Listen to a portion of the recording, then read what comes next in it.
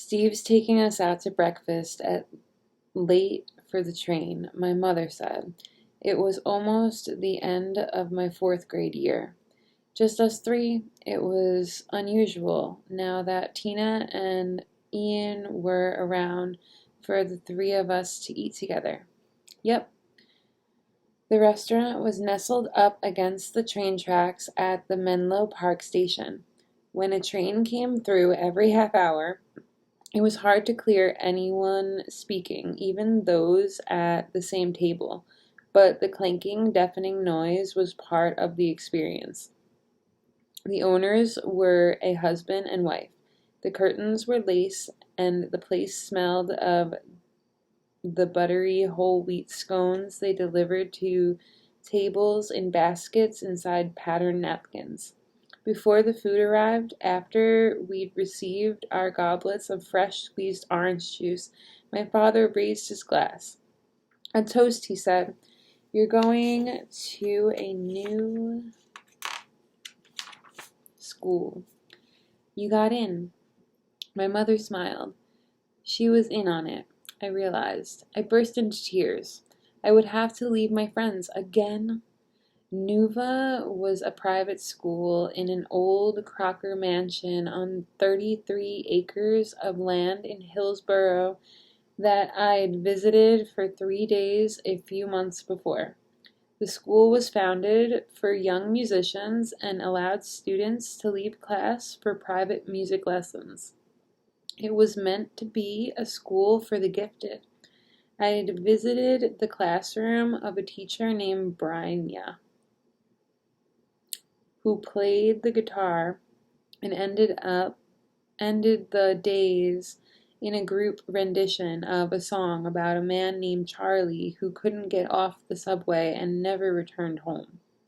The school was made of gray stone with balustrades and huge trees.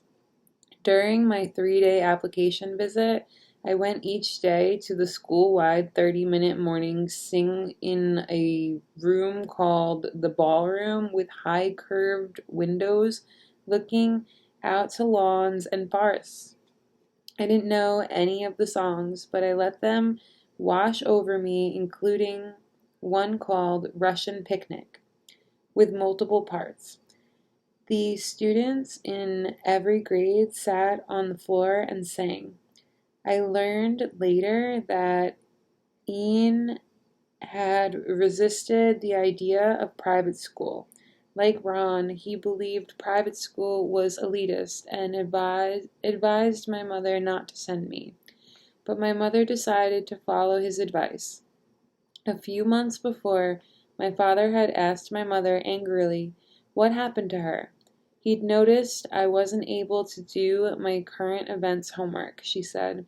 See? I told you so. She said my eyes had become duller. Before this, she'd asked him to pay for private school, but he'd said no, not wanting me to move schools again. Now he made her promise that if he paid the tuition and they'd move me to Nuva,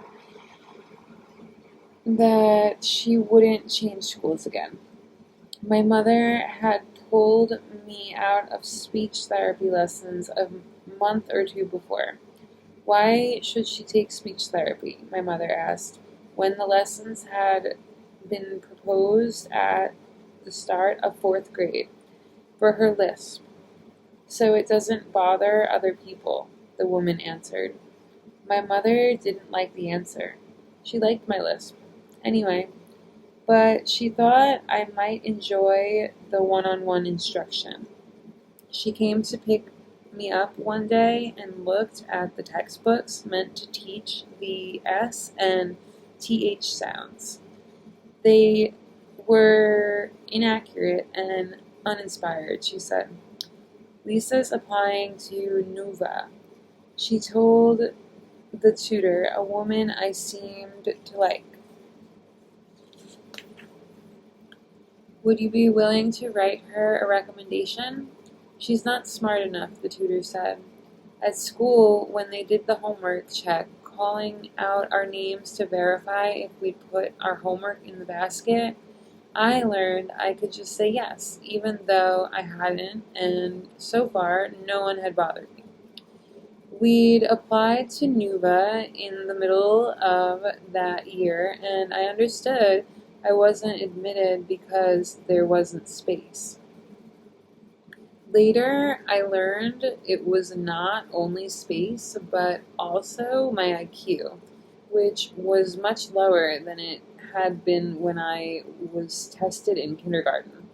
My mother said that the principal of the school had lectured them, asking them what schools they had been putting me in and why they'd let me move schools so many times.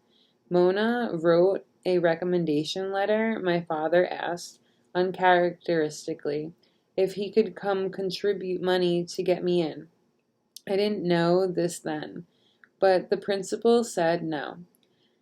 It was school policy, in any case, to allow all applicants to do a 3-day visit. After the visit to her classroom, Branya, one of the most respected teachers at the school, wrote a 5-page letter to recommend me. My mother said, and another girl dropped out, and I was admitted. I don't know how I'd done to impress her, and I never saw the letter. They wanted me to start soon, right away, at the end of 4th grade. For the long drive to Nuva, my father bought us a new car, an Audi Quattro. My mother and I went to the lot and chose the maroon model with a light gray leather interior. Under the emergency brake was a stitched leather skirt that bagged loose like elephant skin. On the dash of the front of the passenger seat was a glossy panel of wood. Now I can knock on wood when I'm driving, my mother said. She knocked to unjinx. She would knock when she saw an odd number of ravens or a black cat wander across our path. She noticed signs and premonitions and would sometimes become despondent if she saw the wrong number of birds until she saw another bird that changed the count. In the mornings, we drove north, Highway 280, past the reservoir. The drive to Nova was about 40 minutes.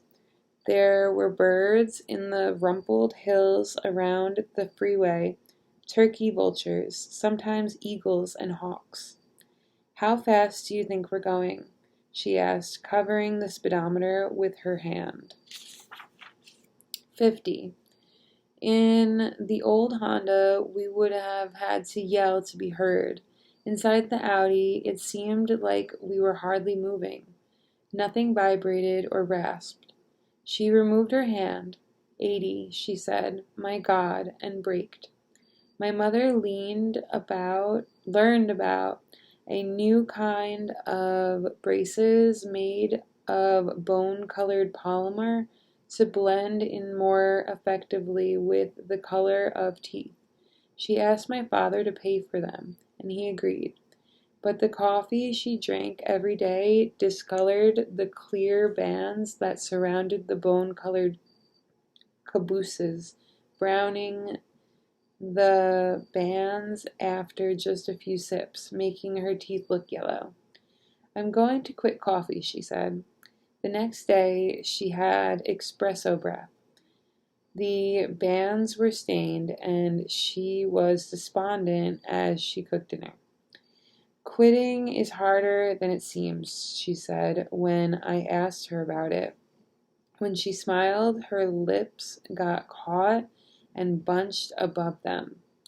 At a shop, a woman said, I can't believe you're willing to wear braces at your age. She came home, moved around the house in a jerky, angry way, dislodging papers from her desk. Soon she learned how to change the bands herself. She ordered bags of extra bands and did it every day. crouching with a knee up on the toilet seat, cutting the old ones out with a silver X-Exacto knife into which she'd inserted a new sharp blade. It made a sound like flick, flick, flick as the old bands were spliced and flew across the bathroom. She pulled the fresh bands open with her index fingers, releasing them over each brace. Mona stopped by one day, and she and my mother stood talking in the kitchen near the microwave. My mother was worried the house was too small for a studio. Just paint, Mona said. The bedroom be damned. Make it into a studio and sleep in it. Mona had just returned from a residency at an artist's colony in Desiree. After that, my mother taped up black and white photocopies of the etchings and lithographs of Picasso, Kirchner, I don't know these, Cezanne, Kegel, and Kandinsky from 1920s and 30s until her bedroom wall was completely covered in overlapping pages taped at the tops, free at the bottom like tiles or scales that lifted and fell in the breezes. Soon she also converted the garage into a studio, adding sheetrock to the walls. In my mother's final semester at school, in addition to creating lithograph prints, she started making stencils.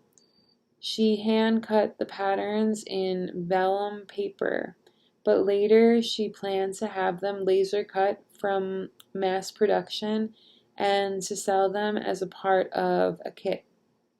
This is going to work, she said. How could it not?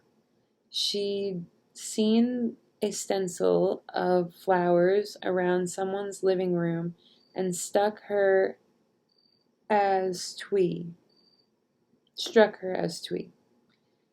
Ah. If a person can make money doing something like that, I can certainly make money doing something much more beautiful.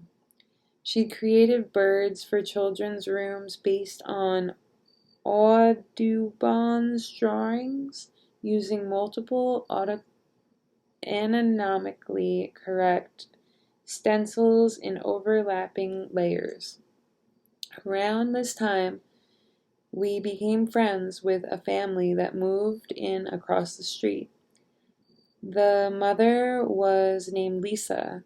Her husband was a podiatrist, and I played with her daughter.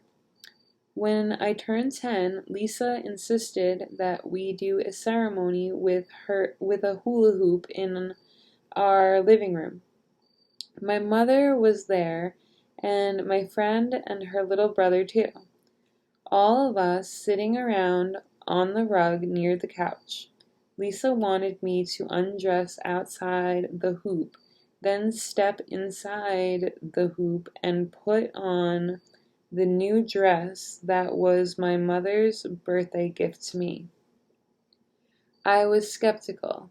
I didn't want to undress in front of them. Think of it as a symbolic gesture, Lisa said.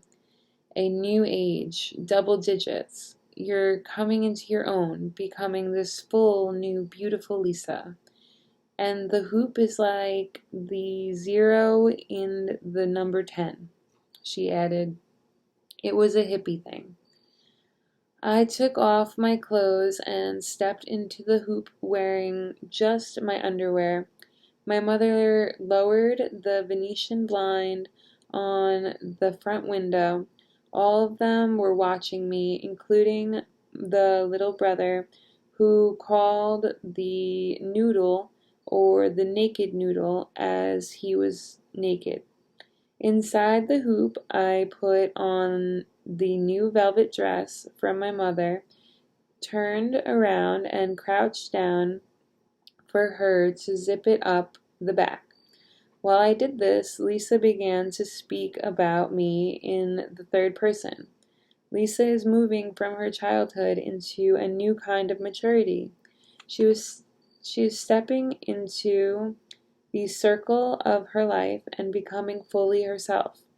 All these wonderful changes are happening in Lisa's life as she moves from age 9 to age 10. I had to admit, it felt good to be the center of attention, to have a ceremony focused on me. When she said words,